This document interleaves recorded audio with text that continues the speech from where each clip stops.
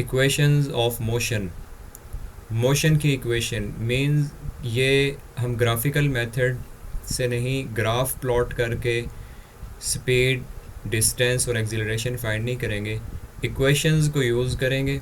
जैसे हमारे पास फार्मूला है s equals v t, a equals acceleration equals v f minus v i और टी। ये फार्मूलाज हैं, ये इक्वेशंस भी हैं। जिसमें भी इक्वलिटी का साइन आ रहा हो वो इक्वेशन ही होती है, ऐसी एक्सप्रेशन। तो हम कुछ एक्सप्रेशंस पढ़ेंगे, उनको डिराइव करेंगे, उनको बनाएंगे using our previous concept of graphical analysis of motion. जो हमने ग्राफ पढ़े हैं उसमें जो कॉन्सेप्ट लिया है उसी कॉन्सेप्ट को यूज़ करते हुए हम ग्राफ प्लॉट करेंगे किसी भी एक बॉडी के लिए, और जर्नल टर्म्स यूज़ करेंगे, स्पेसिफिक वैल्यूज़ 2, 3, 4 मीटर, 3 मीटर पर सेकंड या 5 मीटर पर सेकंड, ऐसी वैल्यूज़ हम एक्सेस के ऊपर नहीं लेंगे। जर्नल वैल्यूज़ लेंगे A B C D V T की फॉर्म में, और वही कॉन्सेप्ट यूज़ होगा ग्राफिकल एनालिसिस का। स्लोप फाइंड करेंगे, एरिया फाइंड करेंगे इस ग्राफ का, और हमारे पास इस फॉर्म में फार्मूलाज आ जाएंगे जिनको हम इक्वेशंस कहते हैं, इक्वेशन ऑफ मोशन। ऐसे ही हमारे पास तीन इक्वेशंस हम डिराइव करेंगे। There are 3 basic equations of motion. उन तीन इक्वेशंस को यूज़ करते हुए हम distance, displacement, speed, acceleration, time, ये तमाम चीज़ें फाइंड कर सकेंगे। हमें ग्राफ प्लॉट करने की ज़रूरत नहीं रहेगी। इन इक्वेशंस में कौन कौन सी टर्म्स आएंगी? इन तीनों इक्वेशंस में initial velocity, final velocity, acceleration, time, distance, ये 5 टर्म्स इन तीनों इक्वेशंस के अंदर आएंगी। इन 5 टर्म्स के अलावा कोई और टर्म नहीं आएगी। To simplify the derivation, derivation का मतलब डिराइव करना, कोई इक्वेशन डेवलप करना, कोई फार्मूला डेवलप करना, उसको हम डेरिवेशन कहते हैं। तो जो हम आगे अपना डेरिवेशन स्टार्ट करने लगे उसको सिंप्लीफाई करने के लिए हम क्या एज्यूम कर रहे हैं? We assume that the motion is along a straight line, कि जो भी बॉडी हम एज्यूम करेंगे जिसके लिए हम इक्वेशन ऑफ मोशन डेवलप करने जा रहे हैं, वो हम कहेंगे कि बॉडी स्ट्रेट लाइन में मूव कर रही है।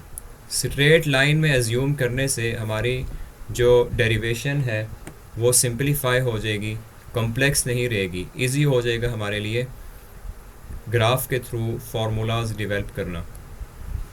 सो our first assumption is the body is moving along a straight line।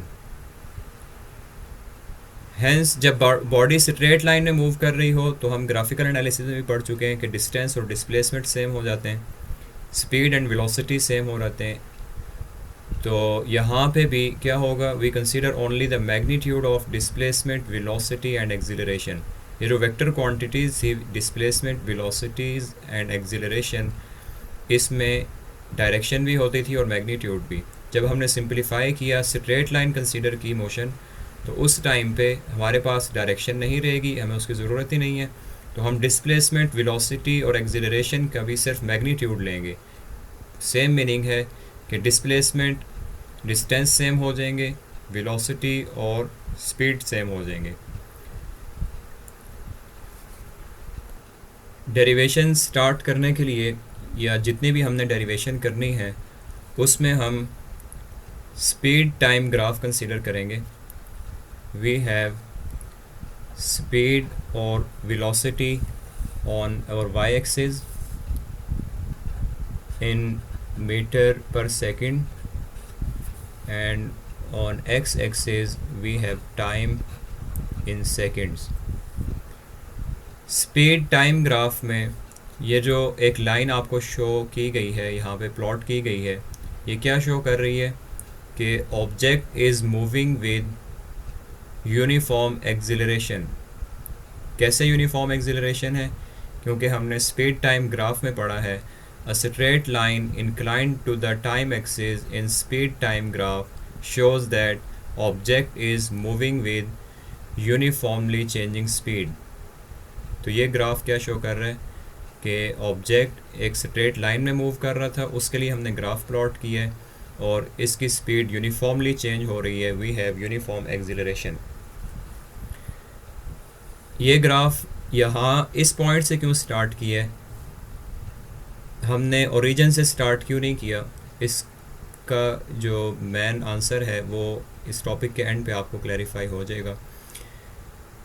यहाँ से जो हम स्टार्ट कर रहे हैं ग्राफ इस पॉइंट से, इधर हम कोई भी वैल्यू ले सकते थे अगर हमें वैल्यू पता होती कि बॉडी की मोशन थी at 0 second some value 25 metre पर सेकेंड, 50 मीटर पर सेकेंड, लेकिन हमें नहीं पता, हम जर्नल ले रहे हैं।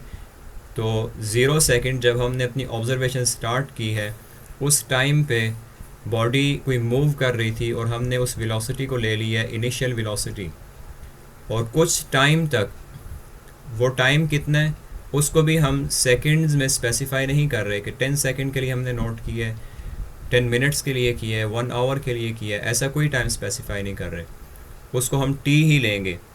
और वो हमने नोट किया है जब हमने अपनी ऑब्जर्वेशन एंड की है, उस टाइम पे इसकी वेलोसिटी फाइनल वेलोसिटी हो गई थी और उसकी वैल्यू भी हम नहीं लिख रहे, कोई भी वेलोसिटी थी V F.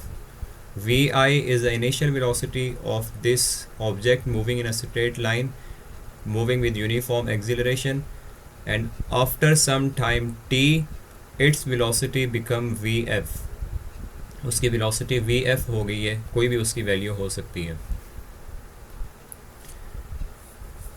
we have this starting point initial velocity vi और final velocity vf, और कितने टाइम में ये फाइनल वेलोसिटी अटेन हुई है, इसको अगर हम टाइम एक्सिस पे लेके जाएं, हम इस टाइम को मेंशन करेंगे टाइम t के साथ। कोई टाइम ये नहीं लिख रहे कि कितने सेकंड है, हम इसको लिख रहे हैं द टोटल टाइम कवर्ड या total time taken is t। Initial velocity के साथ एक बॉडी मूव कर रही थी और उसका एक्सिलरेशन यूनिफॉर्म था। कुछ टाइम के बाद, टाइम t के बाद उसकी वेलोसिटी vf बन गई है। कुछ टाइम t के बाद वेलोसिटी बन गई है vf, और ये एक्सप्लेन की जा रही है स्पीड टाइम ग्राफ के साथ। अगर हम इस स्पीड टाइम ग्राफ में इस लाइन की स्लोप फाइंड करें, वी गेट एक्सिलरेशन।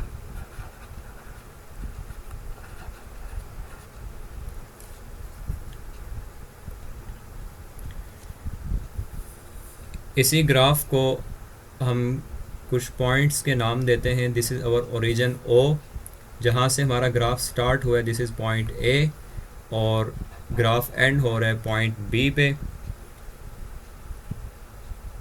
स्टार्टिंग और एंडिंग पॉइंट, इनिशियल और फाइनल पॉइंट के अगेंस्ट जो हमारी वैल्यूज़ आ रही हैं वेलोसिटी और टाइम एक्सिस पे, उन वैल्यूज़ को प्रॉपर नोट करने के लिए हम ये नोटेशन यूज़ कर रहे हैं OABCD। हमने इस लाइन की अगर स्लोप फाइंड करनी है तो स्लोप बताएगी कि ये लाइन शो कर रही है एक्सिलरेशन। एक्सिलरेशन अगर फाइंड करना है, we know the formula for slope. इस लाइन की हाइट अगर हम देखें, पॉइंट C से लेके पॉइंट B तक ये जितनी हाइट है, ये इस इंक्लाइंड लाइन का परपेंडिकुलर डिस्टेंस आएगा। We write it as BC divided by the base of this line. इस लाइन की जो बेस बन रही है वो स्टार्ट हुई है A से और एंड हुई है C पे। BC divided bye C, AC। ये हमारे पास स्लोप आ गई है इस लाइन की जो रेड कलर से शो की गई है। लेकिन इस टाइम पे BC और AC को हम इसी तरीके से यूज़ नहीं कर सकते, अभी हमें समझ नहीं आ रही। हम इस ABC को, इन पॉइंट्स को कन्वर्ट करेंगे in terms of VI, VF और T। ये वो टर्म्स हैं कि जो हमारे लिए समझना इजी हैं, जो हमने स्टार्ट में डिस्कस किया है कि हम 5 क्वांटिटीज़ इन इक्वेशन में पढ़ेंगे और वो ये 5 क्वांटिटीज़ हैं। तो हमें इस फॉर्म में ये एक्सिलरेशन लेके जाना है। तो अब इस फॉर्म में अगर हम लेके जाना चाहते हैं एक्सिलरेशन को, तो बी सी लाइन किसके इक्वल है? बी सी लाइन है, अगर हम बी डी ये जो टोटल लाइन है, इस बी डी में से ये थोड़ा सा पोर्शन सी डी सब्ट्रैक्ट कर दें, we will get B C. So B C will be equal to B D minus C D. और ये जो पोर्शन है ए सी का, इसको भी हमने लिखना है in term of time. A C is equal to this O D. A C की जितनी लेंथ है वो ओ डी की लेंथ के ही इक्वल है। So we can write it as A C is equal to O D. अब अगर हम ग्राफ को देखें तो हमारा ये जो B से लेके D तक का पोर्शन है, ये बी डी लाइन, हमने इसको वेलोसिटी के टर्म में लिखना है। तो B से D या D से B ये लेंथ कितनी है? हमने स्टार्ट किया है 0 से लेके, ये फाइनल पॉइंट है VF। इसका मतलब ये है कि और B D is equal to VF। इसी तरह ये जो सी डी की लाइन है, इसको अगर हम इसके ऑपोजिट जो हमारा एक्सिस है, वाई एक्सिस, स्पीड एक्सिस, उसमें देखें तो ये 0 से लेके वी आई तक है। V i minus 0 means v i. So D C और C D will be equal to we i. एक टर्म हमारे पास रह गई है ओ डी की। ओ डी किसके इक्वल है? इनिशियल टाइम 0 से स्टार्ट हुआ है और एंड हुआ है टी तक। इसका मतलब है final time is t, t minus 0 will be t, so OD will be equal to t. Now we will put these values in this equation. So the acceleration will be, acceleration को हम represent करते हैं a से। B D हमने कहा है v f है, v f minus this sign, C D ये हमारे लिए वी आई है, divided by O D, and O D is equal to t. ये हमने वैल्यूज़ पुट की हैं, क्रॉस मल्टीप्लाई कराएं, we will get a t equals v f minus v i. ये हमारे पास एक इक्वेशन बन चुकी है जिसमें इक्वलिटी का साइन है। ये भी फर्स्ट इक्वेशन ऑफ मोशन है, लेकिन जो फाइनल फॉर्म हम इस इक्वेशन की लिखते हैं वो फाइनल वेलोसिटी की टर्म में लिखते हैं। V F will be equal to we I plus A T. This is our first equation of motion. First equation of motion किन किन क्वांटिटीज़ के बीच में रिलेशन बता रही है? Final velocity, initial velocity, acceleration and time. It means कि हमारे पास अगर ये कितनी टर्म्स हैं, 1 2 3 एंड 4 क्वांटिटीज़ हैं।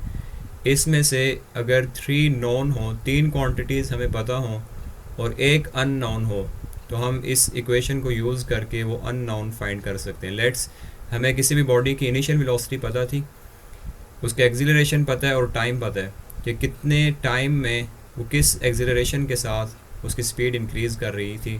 तो हम वैल्यूज़ यहाँ पे पुट करेंगे, we will get the final velocity. अगर हमें फाइनल वेलोसिटी पता है, एक्सिलरेशन और टाइम पता है, so we can find v i from this formula. V f v i पता है, एक्सिलरेशन नहीं पता, टाइम भी पता है। इसी फार्मूले को रीअरेंज करके हम टाइम फाइंड कर लेंगे।